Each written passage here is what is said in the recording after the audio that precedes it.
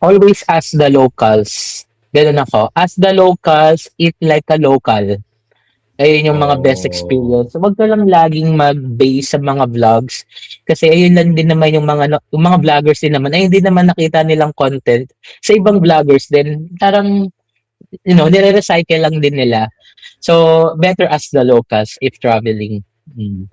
Ask the locals and taste the locals. Tama ba din? Places.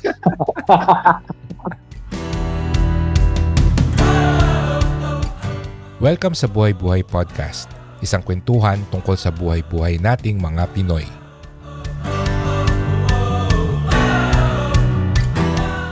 Nasaan ka ngayon, Dens? Nasa Bangkok ako ngayon until June Wow. 2. Yeah. Hanggang June 2. Pero kailan ka pa umalis ng Pilipinas? Ah, pumunta ako ng May 6 yata, May 6. Pumunta ako ng Kuala Lumpur sa Malaysia for 10 days. And then, ayoko pa kasi bumalik ng Pinas. Sabi ko, sayang naman yung travel tax. Magkano din yung travel tax. Totoo Sabi ko, naman. sige, tapos hanap ako ng malapit na pwede punta. Tapos punta nga ako sa Phuket kasi parang less than 3,000 pesos lang papunta ng Phuket, Thailand. Mm-mm. Then, ayun, from Phuket, 1 week lang ako doon. Ang mahal kasi ng pabalik ng Pinas. So sabi ko, sige, magre-route muna ako to Bangkok. Tas, ayun, another week here bago bumalik ng Pinas. Para Oh, sulit. pero bago ka Mm. pumunta ng Kuala Lumpur, kasama ka namin sa La Union. Oo, yeah, nasa LU din ako Oo. nung Yan. nice So, experience. para sa iyo, Dens, ano bang mas preferred mo, local o international na travel? Well, actually, it depends naman kasi. Kasi iba din naman kasi mga offer ng local and international travel. Siyempre pag international, siyempre food, culture, ibang people kasi yung makakasalamuha mo eh. So parang most of the time, mga first time mo lahat may experience. Pag sa domestic naman kasi, iba na may mga offer. Siyempre, ito na yung parang dito ka na lumaki, you are born and raised here. And parang it's more of deepening yung pagkakakilala mo sa lugar na yon. Ayun yung for Mm-mm. me eh. So, parehas lang din. Mm. Kayo ba, ikaw Tonyo, ano mas preferred mo? Local o international? Ano siguro, sa ngayon, gusto ko yung nasabi ni Dens na it's deepening something about you kapag sa local. Kasi 'di ba, nakakapag-travel lang naman ako recently lang. Parang ang dami ko na opportunity noon. I appreciate yung local kasi siguro very Pinoy pa rin ako. Alam mo 'yon, yung naniniwala pa din ako na in the future magiging maayos yung Pinas. Ang ganda kasi ng Pinas tuwing napag-uusapan nga namin ng kapatid ko. Kung titignan mo sa mapa, parang ang ganda ng design niya, yung itsura niya. So, parang ang ganda nung term na you're deepening something dun sa culture ng pagiging Pinoy. Kasi even though na watak-watak siya, no, na archipelago siya, may common ka pa rin makikita. Siguro yun yung na-appreciate ko when you do local travels. Lalo na pag sa food. Yung pag sa food tayo napupunta, parang may ganito pala na hahanapin mo dito sa lugar na to. Napupunta mo talaga para kainan or para tikman. Or even yung place. Siguro isang example ko na, ewan ko ba kung anong meron, pero gusto kong binabalikan yung Baguio, yung Cafe by the Ruins. Parang ang peaceful ng utak ko sa kanya.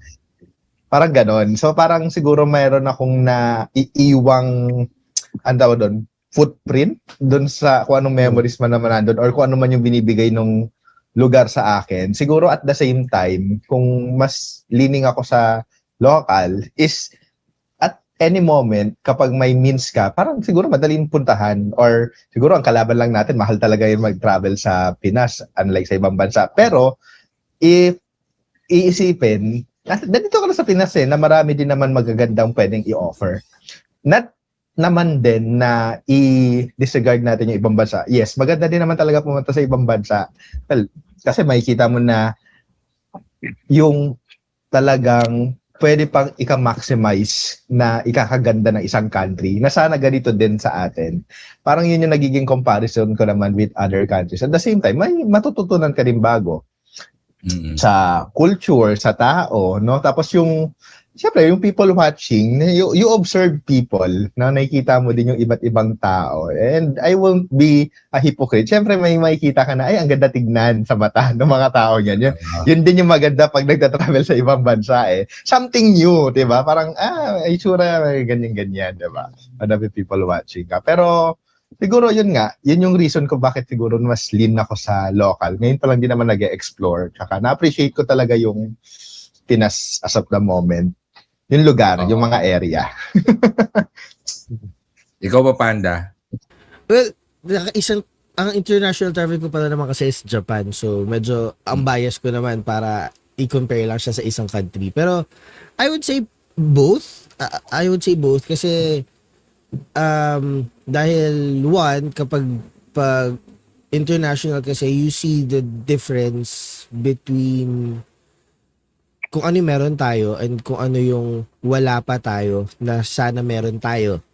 So, that's one. And then, two, pag local naman, tama si Tonyo na marami madidiscover na hindi natin alam na we had, like, mga special delicacies ng mga specific regions or mga hidden gems ng mga sabihin natin sa Mindanao, may mga hidden gems na beaches, na caves, yung mga ganun. So, yeah, I think wala akong preferred. I think basta in general, traveling is something na dapat i-enjoy regardless whether it's local or international.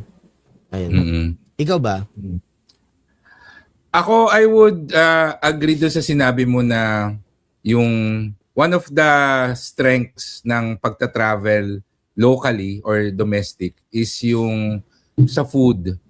Kasi yun yung pinaka-ini-enjoy ko pag nagta-travel ako locally, yung pagkain. More than pag nagta-travel abroad. Kasi yung mga makakain mo naman abroad, although syempre mas authentic doon, meron naman kasi sa Pilipinas. Kung punta ka ng Thailand, di ba? So yung mga Thai food, may mga Thai restaurants naman sa Pilipinas. So hindi na siya ganun ka parang kabago, no? Or hindi na siya new experience pag matikman mo siya sa ibang bansa. So pagdating sa food, mas nag-e-enjoy ako kumain pag local yung yung travel ko kasi yun nga yung sikat dito sa province na to or city na to, or even not necessarily yung cuisine but yung restaurant mismo. Kasi for example sa Cebu, yung baby back ribs nung Casa Verde kasi siya yung sikat dun sa probinsya na yon, or yung mga cakes sa Calea, sa Bacolod. So hindi naman sila necessarily mga Bacolod food or Cebuano food, but sikat kasi yung restaurant na yon. Unlike pag pumunta ako sa ibang bansa, maghanap ka ng mga sikat na mga restaurant. Siguro kulang lang ako ng insight ng local, pero syempre kung ano yung mga tourist, famous for tourist, siya, para sa akin nothing new yung pagdating sa food. Pero pagdating sa destination or yung mga activities or mas maganda sa akin sa international, yung mga museum, mas maganda yung mga museum sa ibang bansa. Tapos syempre, sa Hong Kong may Disneyland, sa Singapore may Universal Studios. Yung mga Enchanted Kingdom levels na mga amusement parks, no? Mas maganda sa ibang bansa. Although syempre, yung mga yan once mo lang puntahan, parang okay ka na di ba? So it's good to experience them once or even twice, but other than that, ang strength sa Pilipinas na nakikita ko, yung mga nature destinations like beach, Yan. Tapos, kuwari sa Bohol, yung Chocolate Hills, di ba? Yung mga nature spots, tourist spots, yun yung strength sa Pilipinas na nag-e-enjoy ako. So, kung ako tatanungin, to be honest, mas gusto ko yung local dahil number 1, mas accessible. Number 2, mas tipid. Tapos number 3, madalas kasi food trip lang ako pag nagta-travel. So, mas gusto ko yung local. Pero syempre, iba kasi din yung effect ng international travel, no?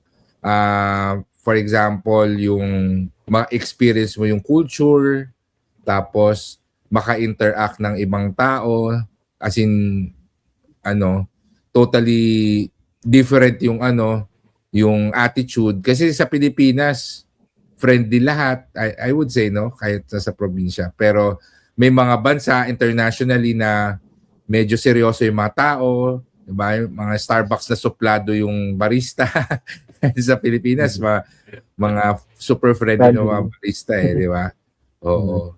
Ano ba sa tingin niyo yung mga strengths ng pagta-travel locally versus sa mga pros ng pagta-travel ng international? Ano ba yung mga napansin niyo? Ikaw ba, Dens?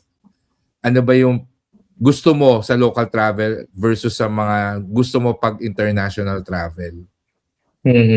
So, una kasi, pag nakapag-travel ka international, you tend to compare kasi. Magko-compare mo ang international sa bansa natin sa Pinas.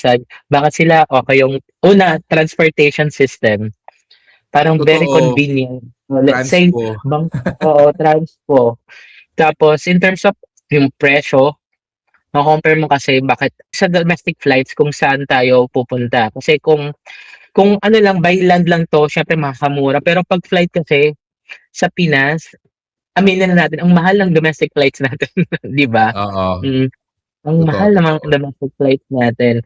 And compare, let's say, ayan, Batanes, Siargao, di ba naging issue yung Siargao kasi ang mahal ng Siargao. Mas mura pa punta ng Hong Kong kaysa punta ng Siargao. Yeah, ayun nga. Ayun yung mako-compare mo kasi yung accessibility, yung transportation, and then yung value for money, yung magagastos mo. Ayan. Oo. Yeah. Nakakalungkot nga yung yung sa transportation kasi parang first time ko na-realize yan nung nag-Singapore ako na bakit lahat dito on time tapos ang dali mag-commute papunta kahit saan, walang traffic, ganyan. Yung MRT system lang nagbo-work talaga siya.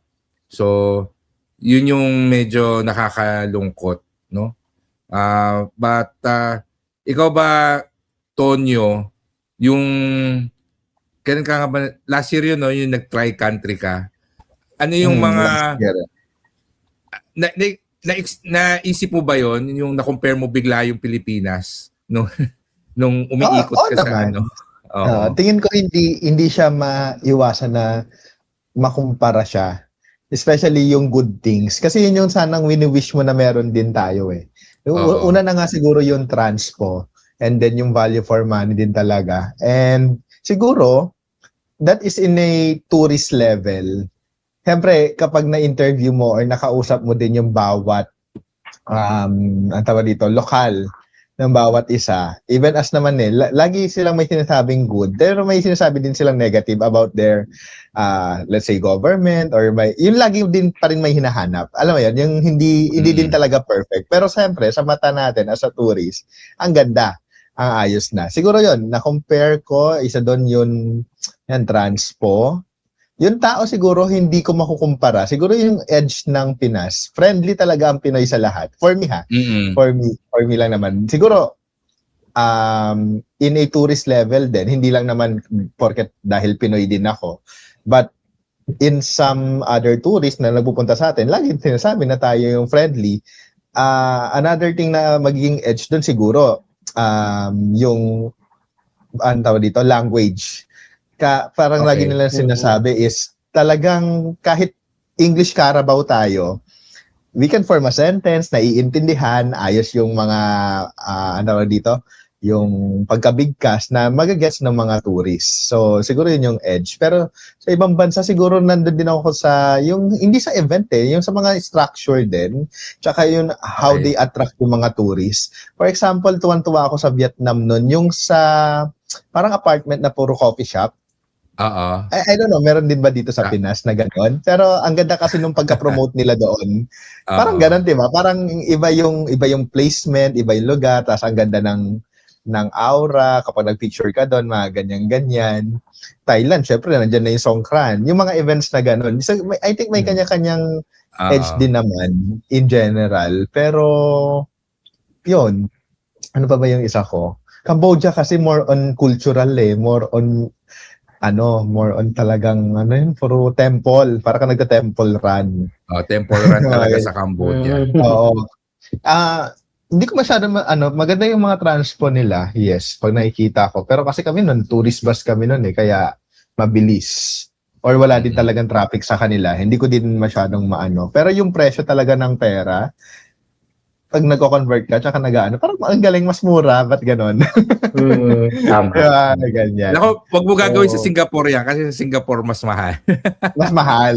So, hindi ko pa Oo. napuntahan di ba? Yung Para Malaysia isang ko naman worth Coke in can doon ay puwapatak ng mga 100 pesos ang isa. Yun. Oo, Sa Malaysia. Pilipinas. Oo. Pag Malaysia po. Oo, ayun. Kahit na yung Malaysia ko mahal. Ang mahal ng Tama. Malaysia. Mahal din ako kahit sa mga Grab. Sabi ko, bakit Oo. ganito? Kahit tubig, lalo na alak, lalo na yung mga alak, sabihin na natin, example, yung soju sa atin na 90 or 100 pesos. Oo. Sa kanila, siguro, I'm not sure kung may syntax bill sila. Paano sa atin? Syntax law nila. Like 3 times 4 yung mga alak nila. Sabi ko, grabe, ang Wow. mahal. Pati Grab, ang mahal. Ang mahal ng Grab nila. Talaga? Oh. Ako, Naalala I ko would lang. expect malang ala kasi Muslim country ang Malaysia. Yeah.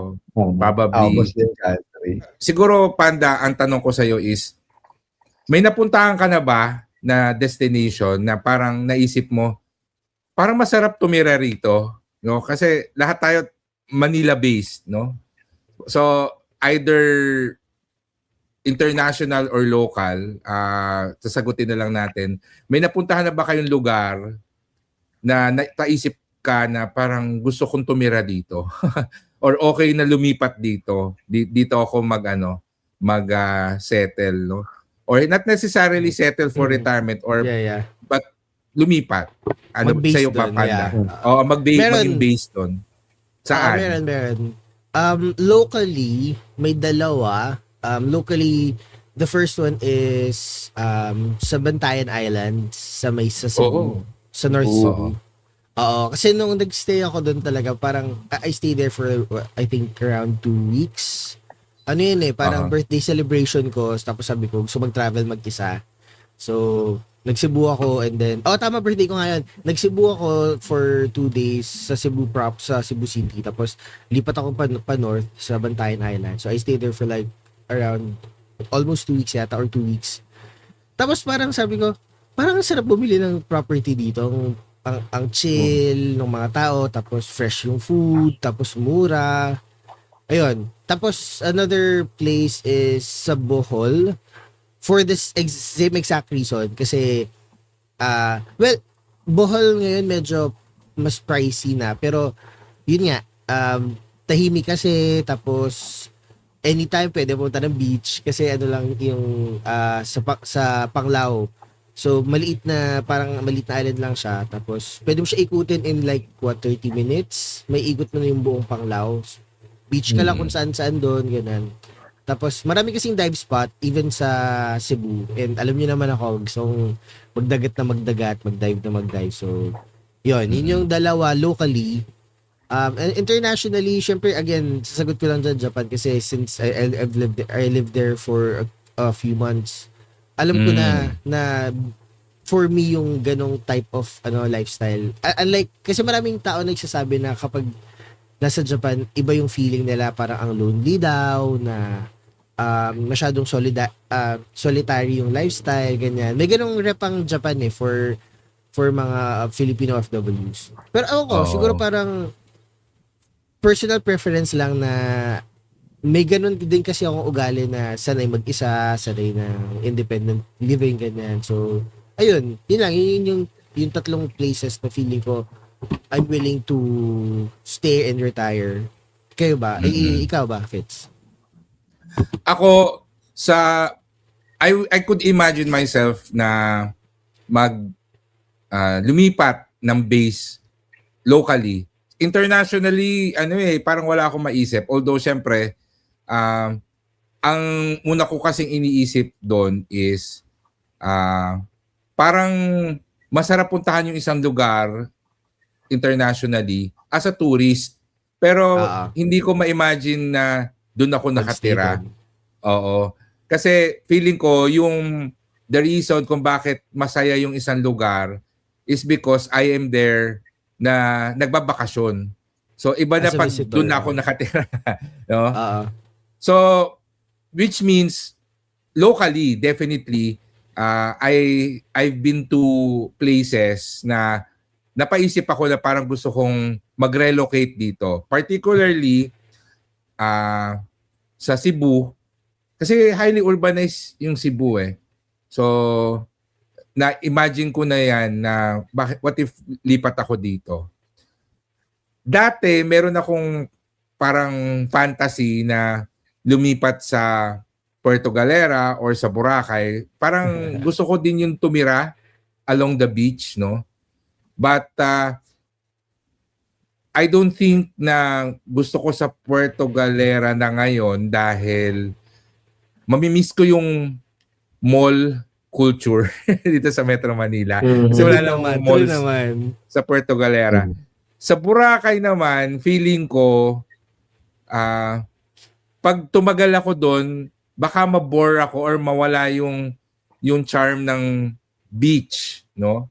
The same with, I would say, La Union. However, na-consider ko na rin dati na mag-Baguio. Maging based sa Baguio. Kasi feeling ko hindi ako mabobore sa Baguio. Dahil, gusto kasi yung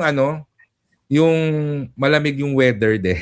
So, yun yung yun yung interesting for me na mahilig ako sa beach pero gusto ko malamig yung weather. Parang gano'n. So, kung malapit lang, Tagaytay, I do see myself na mag-relocate din sa may Tagaytay area. Yan. So, yeah, if I were to pick a city now, probably Cebu. Yeah, I can see myself na mag-relocate sa Cebu. Yeah. Ikaw ba, Tonyo? Siya, si Tonyo. Last natin si Dens, tanungin. Ikaw, Tonyo. Baguio, actually, hindi ko din alam, pero siguro same reason, yung hindi naman sa ayaw mabore, pero kung madagat kasi kayo, mas malakad ako. Okay. Parang halimbawang, at least paglabas ko doon, may mapupuntahan na pwede, na nandyan available ka agad, or basta malakad naman akong tao. Siguro, sanay lang din dito sa amin, paglabas ko, may pwede ka nang makainan, may pwede ka nang mapunta na mall, mga ganyan. Yun kasi yung maganda siguro sa travel yung napunta ka doon sa lugar na nagandahan ka as a tourist kasi. So hindi mo nakikita yung deeper level. Ay, ganito pala dito, ang layo pala ng hospital nung nagkasakit ako, or yung tubig pala dito, ganyan-ganyan. Hindi natin yun napapansin. Pero Baguio. International, hindi ko pa masabi kasi hindi ko pa nakikita or na pupuntahan yung mga ibang western part. Wow, western talaga yung Widish. No, kasi pero kung sa kung sa parang kabataan noon, nung bata-bata ako, parang wildest imagination would be the Germany, Switzerland, yung mga ganon. Yun, totally different. Oo, totally different with the kung ano yung natin ngayon, yung culture natin ngayon. Parang wildest yun yung Germany. Hindi ko din alam kung bakit. Parang Germany, Switzerland, and US part kasi wala akong, hindi ko kilala lahat ng state eh. Alam ko lang US, parang ganyan. Pero yun, siguro doon. Pero yun, again, hindi siya tapos kung ano yung ano Oo. niya. Kung ano. Pero Pero alam mo, naisip ko, isa sa mga reason kung bakit parang ayoko umalis ng Pilipinas kasi gusto ko yung weather or better. ayoko pumunta sa isang bansa na may winter kasi parang masaya sa nakikita mo sa mga pelikula at saka sa TV na Ah, yung mga snow. Pero lahat ng kilala ko na nakatira sa isang bansa na may snow, ayaw nila. And I can Oo. imagine, no? Kasi ang hassle ng nagsusnow. Pag nasa isang bansa ka na nagsusnow, ang hassle Parang, daw. oo nga. So parang Oo. kung i-compare mo din naman, although hindi nga ako ma-beach na person, at least kasi sa Pinas, kung gusto mo out of nowhere na magdagat or yung ganong climate na mag-chill, mapupuntahan natin eh. Ganun yung ano Oo. natin. Pero kung sa snow area, parang ang hirap nga maghanap ng Di mga ba? beach. Bago tayo magpatuloy, gusto namin kayong i-invite sa aming website na buhaybuhaypodcast.com. Nandun ang aming episode show notes, mga exclusive special videos, extended episodes at marami pang iba. Kaya kita-kita tayo sa buhaybuhaypodcast.com.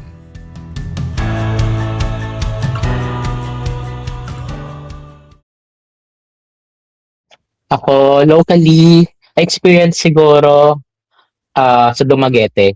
Actually, prior ako pumunta ng Dumaguete, lagi ko narinig, Dumaguete daw is a good retirement place. So, sabi ko, bakit kaya good retirement place? Then, pumunta ako doon. That was, pandemic na yata to 2022 or Mm-mm. 2023. So, pumunta ako doon. And then, Dumaguete kasi una, ang mura pala sa Dumaguete, mga pagkain, yung mga cakes, kahit sa restaurant ka, yung 200 pesos mo, you have yung complete set meal, may coffee ka, may cake ka pa. Sobrang mura. Tapos yung mga tourist spots, sobrang sobrang accessible kasi siya eh. Yung mga tourist Mm-mm. spots doon. Kung may kotse ka, may ikot mo yung Dumaguete. Pero ito yung one thing na parang ang sarap mabuhay sa Dumaguete. Yung pumunta ako ng Boulevard, parang sa seaside natin eh, parang MOA. Oo. Oo. So pumunta ako doon, one afternoon lang yung before sunset. Yung Boulevard nila kasi sobrang active. Parang siyang sports complex na dito may nagba-basketball, may nagma-muay thai, may nagba-badminton, iba't ibang spot, may iba't ibang sports. Tapos may Mm-mm. nagfi-fishing doon.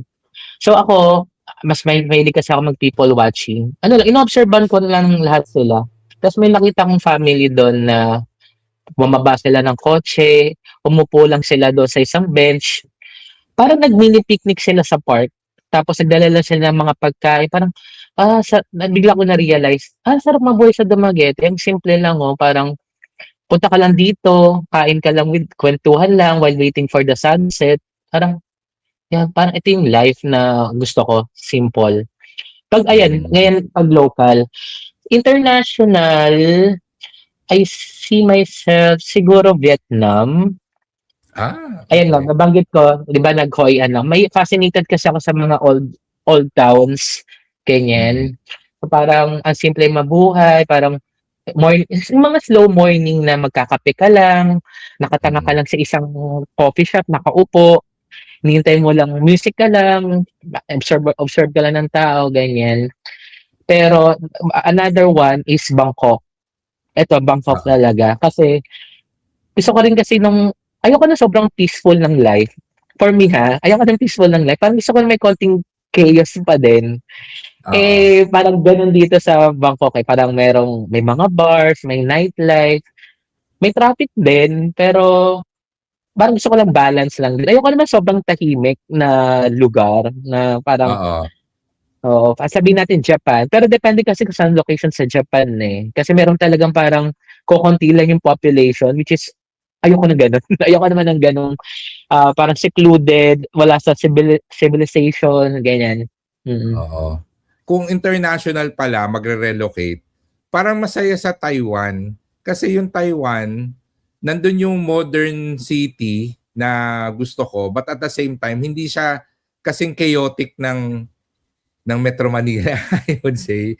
No? Kasi yung Hong Kong kasi magulo. Alam mo, very busy talaga ang chaotic ng Hong Kong. So, parang Hong Kong at saka Japan na nag-combine ang Taiwan for me. Kaya parang naisip ko, pwede siguro ako mag-relocate doon kasi relatively maano rin ang weather sa Taiwan, no, sa Taipei, malamig. Tas kung gusto ko mag-beach, meron naman bababa lang, no, sa Kaohsiung, nandun yung mga hot spring nila and all of that. Ikaw Dens, kasi remote worker ka. Na-experience mo na rin na magtrabaho sa mga iba't ibang lugar. Para sa iyo, saan ba mas okay as a remote worker, mga sa local or international? Maraming factors kasi. Kasi una, as a remote worker, actually naging remote worker ako simula ng pandemic. Swerte lang ako kasi ayun nga, quick background. So, simula na start ng pandemic, that was March 2020, tama ba? March 2020. So lahat na ng work ko nagkaroon na ako ng 4 na trabaho, puro remote work until now, remote work. So kung local or international, depende sa location siguro kasi una, you need to consider yung signal and internet kung accessible. And we all know naman dito sa atin, sa Pinas, mahina ang internet talaga.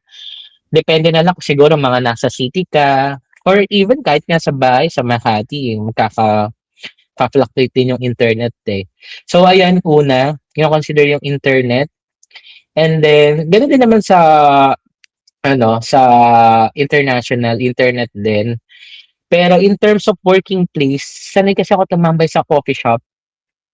Oo. As a remote worker kasi, ang nagiging dilemma namin or problem, kasi as a remote worker, solo kami. Kunyari, kung nasa bahay man, 4 corners lang ng bahay yung nakikita mo.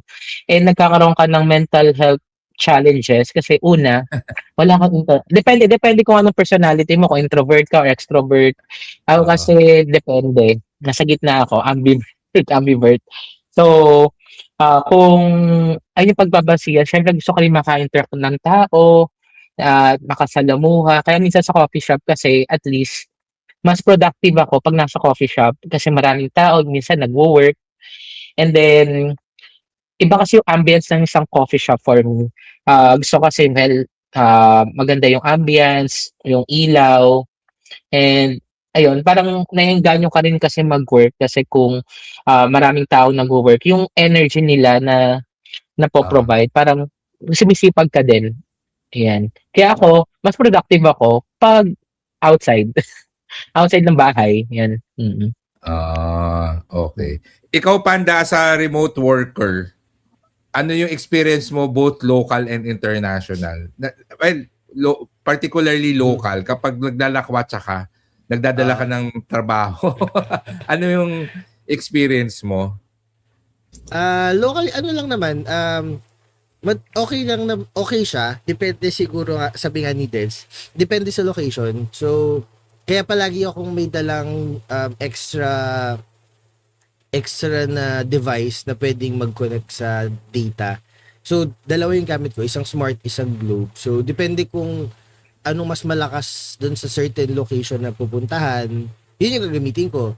Tapos, okay naman, like, for remote working, ewan ko, parang madali naman siya, basta prepared ka lang na dapat merong socket, kasi syempre, usually laptop naman ang gamit, diba? May socket, tapos parang same ako doon sa sinabi ni Dens na ako kasi gusto ko rin na pag nag-work sa coffee shop kasi tahimik, fairly tahimik. Tsaka yung amoy kasi, yung aroma ng coffee, nakakatulong siya na nakaka-relax, tapos nakaka-focus, tapos nadagdagan mo na actual coffee. Ang perks talaga ng remote worker is well, depende pa sa remote work kasi may mga remote work na hindi ka pwedeng palipat-lipat ng location kasi natatrack yung location mo kapag nag-work ka, 'di ba? Pero kasi mga remote workers na kailangan nasa isang lugar lang, meron din remote workers na pwedeng hindi. Tapos I don't know, think You just need to find yung perfect balance kung ano yung para sa'yo kung gusto mo remote work. And then, kung paano ka mag-a-adjust. Pero fun kasi nga, nagkakaroon ka ng perks na nakakagala ka while you're still work, ganyan. So, ayun, yun lang naman sa akin. Pagdating kasi sa pagta-travel, either local or international, part of it is meeting new people. Kayo ba yung tipong pagpupunta kayo sa isang lugar, nakiki-interact kayo with the locals or nakikipagkilala kayo sa mga fellow travelers ninyo to the point na nakakapag-form kayo ng friendship, no? I've experienced that both na local and international na may nagiging friend ako, as in hindi yung acquaintance lang na at that moment lang, pero yung tipong nag-add friend request kayo sa Facebook to that point. So ang tanong ko is, ginagawa nyo ba yon or nangyari na ba sa inyo yon? And is there like a difference between making friends na kapwa mo Pilipino versus making friends with someone na ibang nationality? Kasi na-experience ko na rin both na nasa Pilipinas ako pero may naging friend ako na tourist dito, na American, so foreigner, and nasa abroad ako pero may naging friend ako na Pinoy doon, no? So na-experience nyo na ba yun, and ano yung masasabi ninyo yung making friends with a stranger while traveling? Ayan. So, ihuhuli natin si Dens. Sige, ako na muna.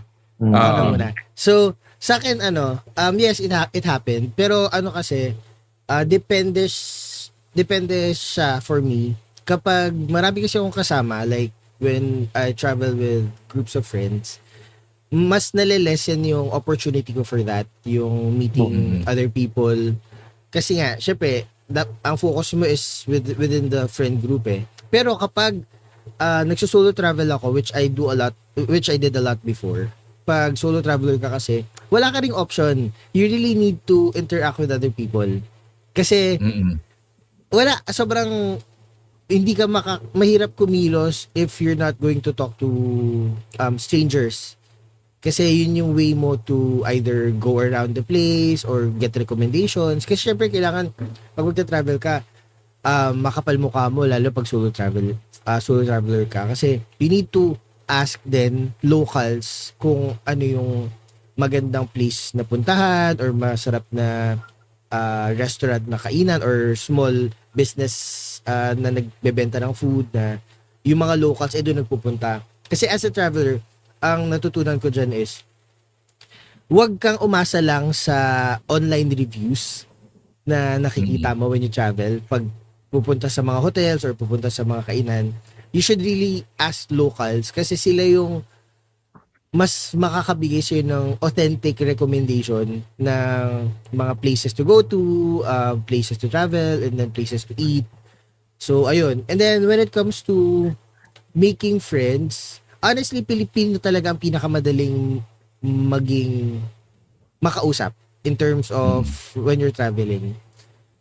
Pero, surprisingly enough, marami ring foreigners na very open to converse. Yung mga biglang random conversation lang, kaya so coffee shop ka, yung walang spot, tapos makiki-join sila sa table mo. Tapos may nakikipagkwentuhan na, ganyan. Kasi nagkikwento sila din nung travel journey nila, ganyan. So, depende. I think wala pa naman akong na-meet na foreigner na foreigner na hindi approachable. Kasi yung iba, alam mo din naman kung sino yung mga foreigners na hindi mo malalapitan kasi sila yung talaga palagi nakatalikod.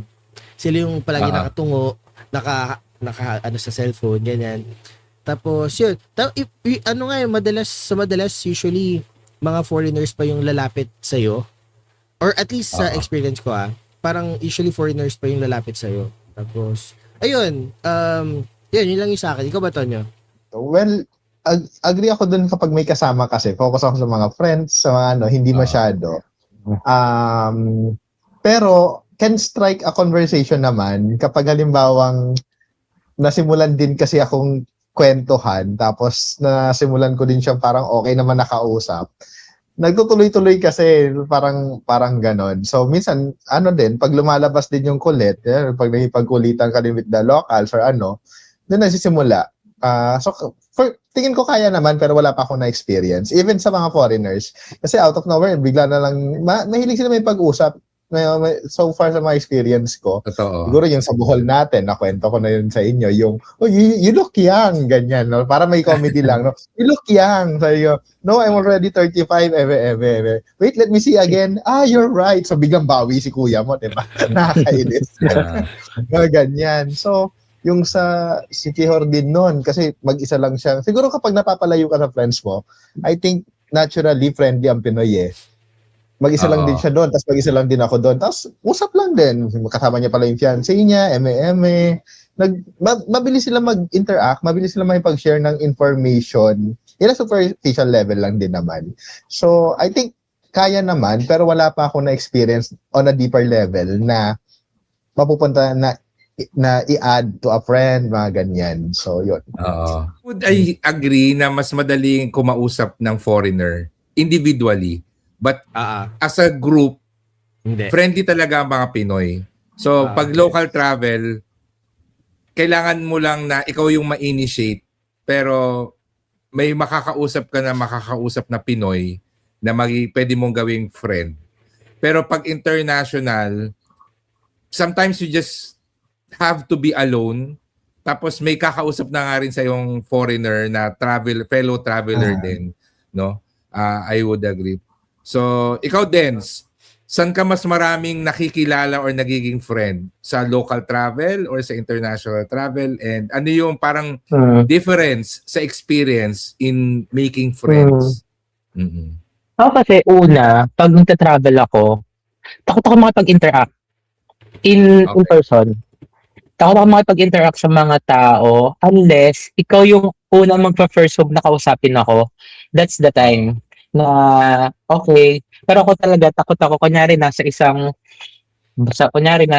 event, gusto ko siyang, parang sabihin natin, ay, parang masarap siyang kausapin, ganyan. Pero hindi ako magpa-first move unless kausapin niya ako. Kasi una, baka magkaroon ng wrong impression na ganyan-ganyan or press ko, ayaw kasi masabihan nun.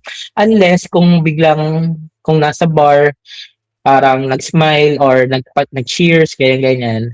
So, okay ako doon. It means gusto niya makapag-interact. That's the time. Pero mas madali ako makapag-interact online pag nasa ibang bansa ako. Parang tatanungin ko yung mga locals na ano yung mga pwedeng puntahan dito, ano yung marirecommend mo. Kaya, ayun, kaya hindi ako siya naniniwala sa yung mga itineraries, sa mga vlogs. Kasi I ask the locals kasi mas alam nila kung ano yung pwedeng puntahan. Ayan. In terms naman, kung madaling kausapin, kung sa local or sa mga foreigner, I would say local pa din, mas madaling kausap. Lalo na pag nasa ibang bansa ka, sabi nakita ko, Pinoy. Feeling ko kasi, syempre tayo yung foreigner sa ibang bansa, madaling mag-approach ng isang Filipino na, ay, Pinoy ka rin pala, ganyan-ganyan. Parang kasing tayo yung foreigner dito, parang tayo na yung magtutulong, parang ganun. Ang tayo na lang magtutulungan dito sa bansang to, ganyan. So, yeah, ayun. There are reasons why we travel, no? Pwede nagbabakasyon, some people para magtrabaho. Sometimes, just like us, mga remote workers, we do both, no? Nagbabakasyon tayo, but at the same time, may dala tayong trabaho. And maraming aspects kasi yung pagta-travel, no? Some people travel to see new places, yung iba to experience yung local culture. Ako madalas kasi gusto ko mag-food trip, no? And I think regardless kung ano yung reason natin, traveling kahit na local or mapa-international man yan, I think it's something na we should always try to do. Kasi there are things about life that we can only realize or experience through travel. Siguro sa akin, final words lang is, whether it be local, whether it be international, enjoy traveling, enjoy meeting people, and just have fun. Yun lang. Same, explore. Wag kang magpa-kwadrado doon sa itinerary as a person na sabog din. No, kung ano, may itinerary, that's good. Pero kung hindi naman umayon, have fun. May options naman lagi. Ako, always ask the locals. Ganun ako. Ask the locals, eat like a local. Ayun yung mga best experience. So, wag ka lang laging mag-base sa mga vlogs. Kasi ayun lang din naman yung mga vloggers din naman. Ayun din naman nakita nilang content sa ibang vloggers din. Parang, nire-recycle lang din nila. So, better ask the locals if traveling. Ask the locals and taste the locals. Tama ba din? Pwede rin. Taste the food of the locals. Taste the food of the locals. Okay. So, yun. No? So, maraming salamat sa mga nakinig at nanood. Hindi ko alam kung maayos yung video ko kasi medyo choppy yung nakikita ko. But hopefully malinaw yung audio.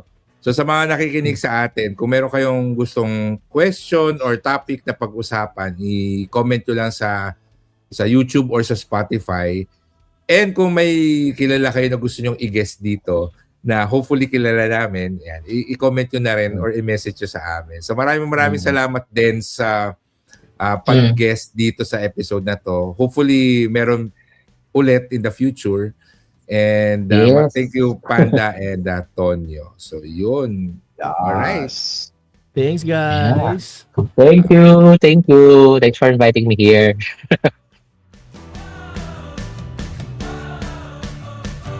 Maraming salamat sa pakikinig. Please remember to subscribe, leave a review, and share this podcast with your friends. For more information and to contact us, you can visit buhaybuhaypodcast.com.